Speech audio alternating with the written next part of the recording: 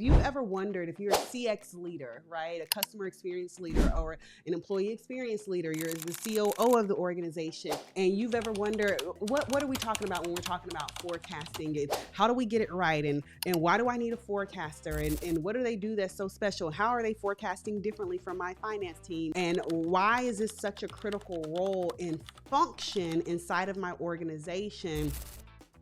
We're going to be talking about it here today.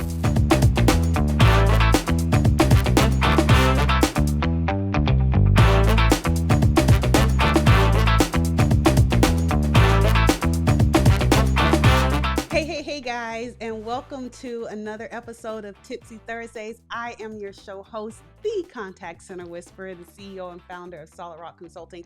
And listen, I'm super excited to be kicking off February with you all, talking about, drum roll, forecasting. Yes, you already know all year we are using WFM Go Beyond as the guide to guide us through these conversations to go beyond. Go beyond what? Go beyond the basics. We want to push into the realm of strategic transformation. Okay, if you have yet to grab your book, WFM Go Beyond, just head over to WFM, no shame, okay? No shame. Just go ahead and go to WFM Go Beyond and grab a copy. And this is, again, what we'll be using to guide our conversations all throughout the year, because it's not just about workforce management. It's about going beyond as an exceptional and transformative leader. That's what we want. We want transformative leaders, leaders that can transform organizations and people and processes. And, anyway, don't get me on my soapbox. What are we talking about? Forecasting.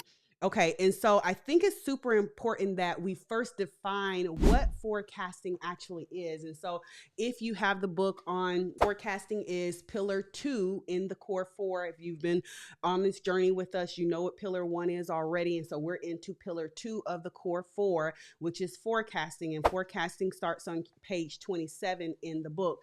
And so let's first break down what forecasting is, okay? So if, again, you're a CX leader, EX leader, and you're wanting to really understand what it is, forecasting is more than just numbers. Your forecaster and the forecasting function is not just about just giving you a number. Oh, this is the number we're going to hit. It's about predicting tomorrow, today. So we want to be able to predict tomorrow from a volume, how much volume is going to come in, our interactions are going to come in, what is our customer demand going to look like, so that we can accurately and adequately supply that demand. So forecasting isn't just about numbers, it's about predicting tomorrow, today, and aligning those predictions with business outcomes and resources. So many times I'll hear a COO or I'll hear a business leader say, oh yeah, we need to hit 80-30 service level. And they're talking about service level. And I'm like, well, how did you get to that?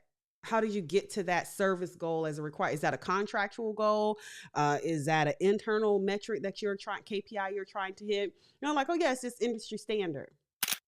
And I'm like, well, it's math actually. So in order to hit an 80-30, meaning I want to answer 80% of my interactions within 30 seconds or less, right? Then that is a mathematical equation. And so that means I need to understand, first of all, because hitting 80% or answering 80% of your interactions within 30 seconds or less is going to require a certain amount of people to do that. It's going to be a much different requirement if you say, okay, well, I'm okay with only hitting 50% of my interactions within 30 seconds. You see what I'm saying? And so if I say, okay, I'm going to get 100 calls, I'm just going to give you a basic example. I'm going to get 100 calls, and 80 of those calls I need to answer within 30 seconds or less. You may need 5 people. But if you are okay with, and contractually you're held to answering, let's call it 70% or even 60% within 60 seconds, then that is a different requirement, a headcount requirement of people you're going to need to meet that demand. And so picking a service level is not just something that you just do happenstance. And so when we think about forecasting is the ability to be able to predict tomorrow, today.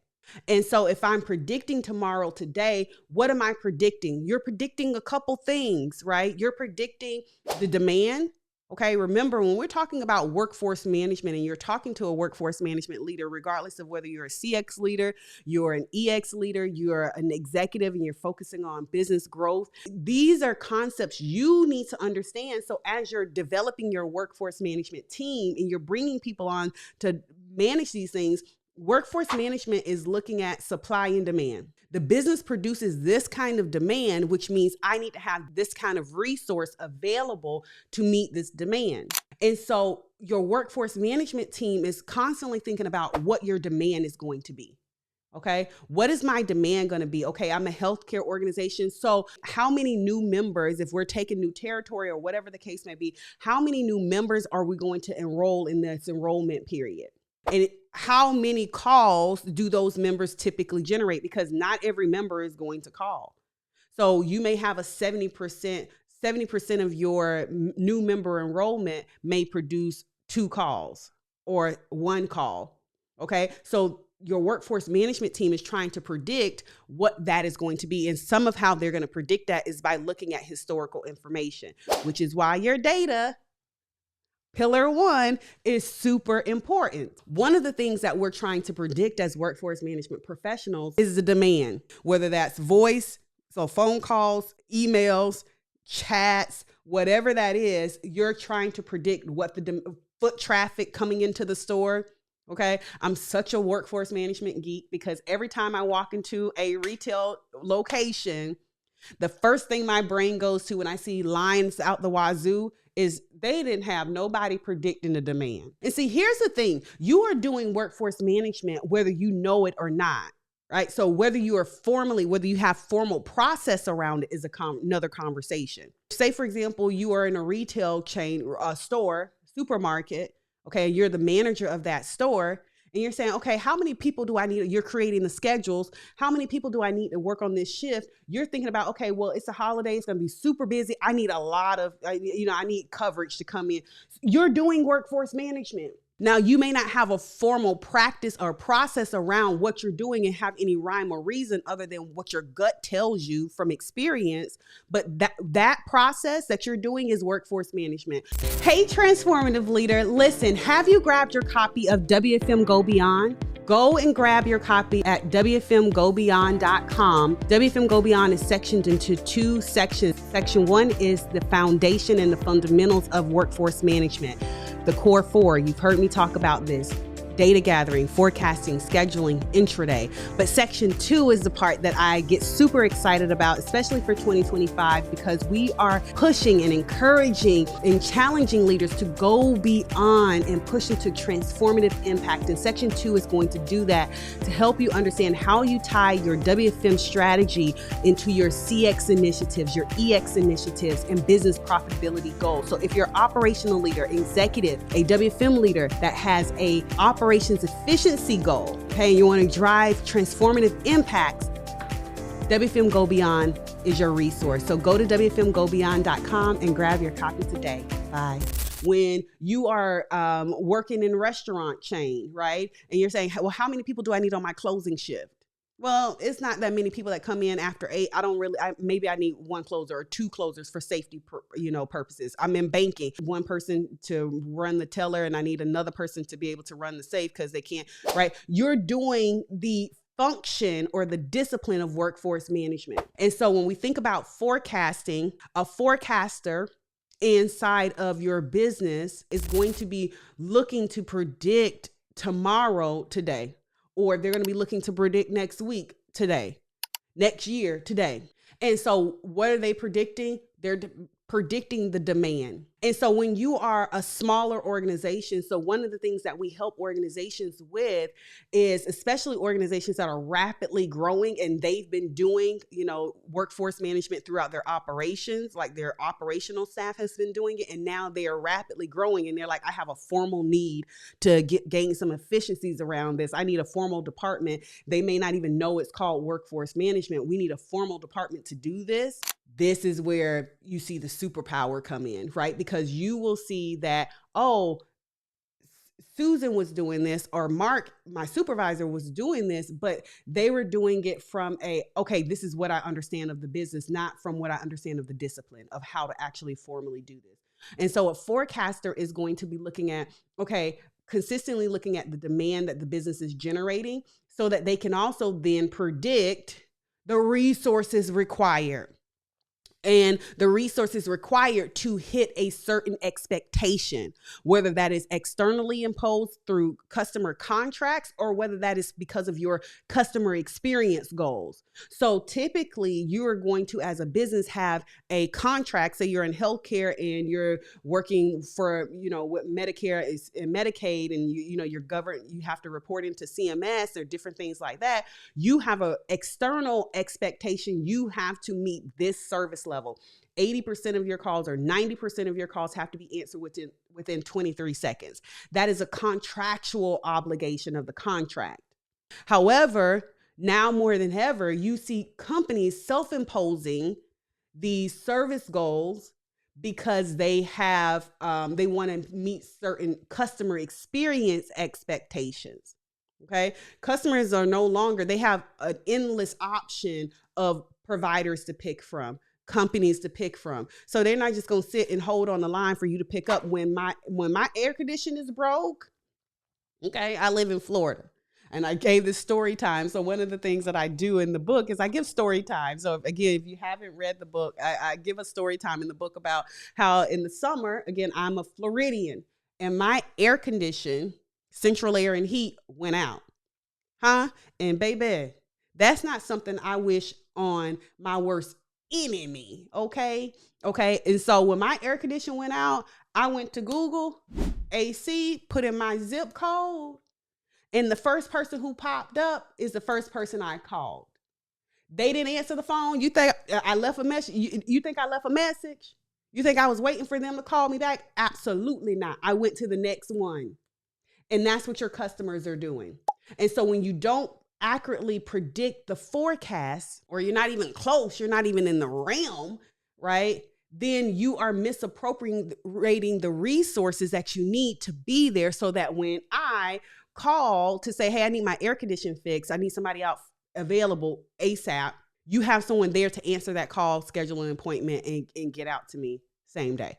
And so your consumers, your customers are moving on. And so many times organizations will have self-imposed service requirements, whether that's speed of answer, whether that's service level, whether that's abandonment, various goals, right? They will have self-imposed because they want to improve their customer experience, because we know that better customer experience equals better ROI and profitability. And so your forecaster, if you are a forecaster, or if you are a CX, EX, or business leader, executive, and you're like, man, we are, our bandits are super high, or we just aren't seeing the revenue that we're spending all this marketing dollar, but it's like it's falling. It is probably likely because you're not forecasting and then aligning the resources in the right place. Okay, so this is the importance. This is what we're going to be talking about as we interview our all-star guest this month about forecasting tips and all the different things. And so 1, you're forecasting the demand, and then 2, you're forecasting the resources. And so one of these is a short and long range plan of, okay, what is my volume going to be looking like, or my interactions? How many books am I going to sell that are going to generate a call? How many new members am I going to enroll in the healthcare plan that's going to generate a call or email or chat, right? How many, whatever the demand is going to be for whatever your product or service is going to be, accurately predicting that.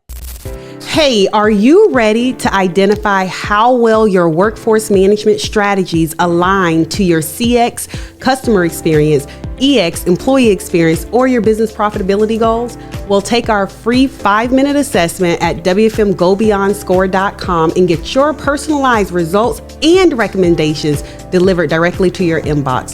WFMGoBeyondScore.com. See you there. The second thing that you're forecasting is the resources. So this is capacity planning. Okay, if I have 70,000 new members, or if I'm featured on Oprah's Best Things and my mug now starts to sell crazy, okay, do I have enough people in the warehouse to pack these mugs, package these books, okay?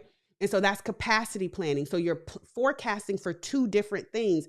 And one common myth is that forecasting is just looped all in together.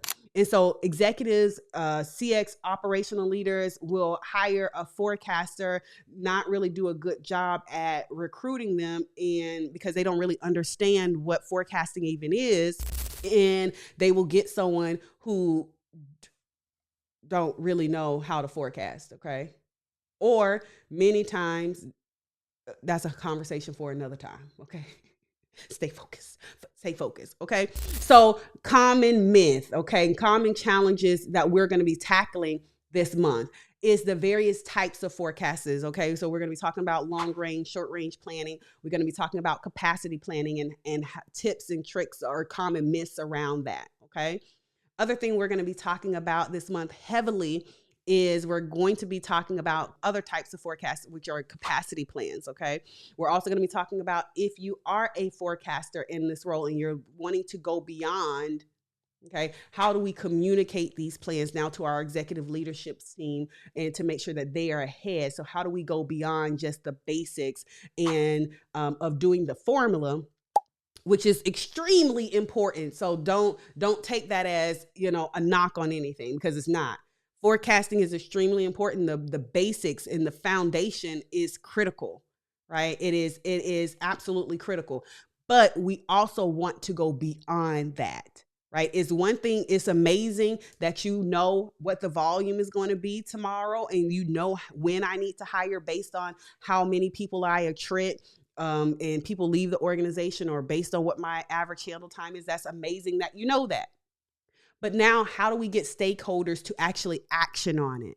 So those are the conversations that we're going to be having all month long. Again, we are leveraging the book. Okay. Not only the book, we told you we leveraging the workbook. Okay. So we're not only talking through these things, going beyond. Okay. And again, this is for you, even if you are not a WFM leader, if you are a CX leader, if you're an executive leader, you need to understand these things so that as you are building your team, and if you're a rapidly growing organization and you are building your team and you're saying like, hey, I really need to implement efficiency in the business. You hear that? You need to read the book, okay? And we're going to be using it as a guide. Of course, in these quick 20-minute interviews and episodes, I can't go through everything that we cover in the book, but okay, if you get the book, we dive deeper into it, giving you examples, workbook, giving you homework of what you need to do. But it's also a great tool and resource for your team to make sure you're hiring the right. What are we doing next? I want to make sure that you're a part of our free community. All right. It goes down. Somebody say it goes down in our free community, our private community, Go Beyond, WFM Go Beyond. So if you have yet to join the community, make sure that you do that. Okay. Make sure that you check out the event calendar of all the different places I'm going to be. We're doing a book tour. And so we want to make sure that you are a part of that. And we're hosting these different events and all these different experiences this year. So I'm just super excited to connect with y'all this year. We're doing some next level stuff, and I cannot wait to connect with you guys. It's going to be chef's kiss for sure. Okay. So again, start with your data when it comes to forecasting. We talked about that in previous episodes. So this is a pro tip. You cannot do good forecasting, okay, without starting with your data, and then understanding that forecasting is going to be all about predicting the demand, right? So I'm predicting tomorrow, today, and what am I predicting? I am predicting the demand of the business, how much my customers are going to be reaching out, or what the demand is on the business. And then I'm also then predicting what that supply is going to be. Okay. So I hope that this was helpful. You already know what to do. Okay. Make sure that you visit us at WFM Go Beyond to find our free community. It's a private community, and it's for active people. Okay. So if you're not active in the community on school, right, we remove you, right? Because we don't want lurkers. We don't want people that's just stalking the page. We want you to be active in the community. Okay. It's an investment of time, effort, and energy to put these resources together. And so we want you active in the community. So if you are looking to go beyond, make sure that you join the free community. Okay, free private community where it goes down. Okay, until next time, you guys already know what to do. Go be great and let's make impact. See you guys soon. Bye.